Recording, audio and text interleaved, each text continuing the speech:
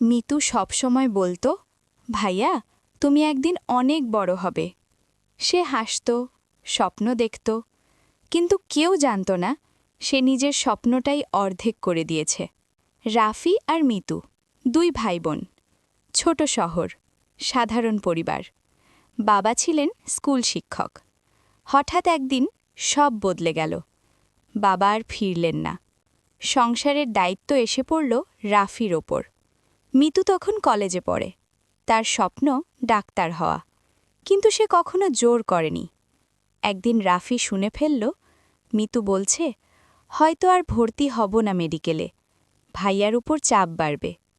রাফির বুক কেঁপে উঠল। সেদিন রাতেই রাফি সিদ্ধান্ত নিল, যা হয় হোক, মিতুর ভর্তি সে করবেই। সে নিজের সঞ্চয় ভেঙে দিল, ধার করল। মিতু মেডিকেলে ভর্তি হল, কিন্তু সে জানত না রাফির দিন তখনও শেষ হয়নি। দিনে অফিস, রাতে ফুড ডেলিভারি, ভেজা রাস্তা, বৃষ্টি, ক্লান্ত চোখ, ভোরে বাড়ি ফেরা। মিতু ভাবত ভাইয়া বদলে গেছে। সে বুঝতে পারেনি ভাইয়া শুধু ক্লান্ত ছিল। এক রাতে প্রচণ্ড বৃষ্টি। ডেলিভারি দিতে গিয়ে রাফির দুর্ঘটনা হল।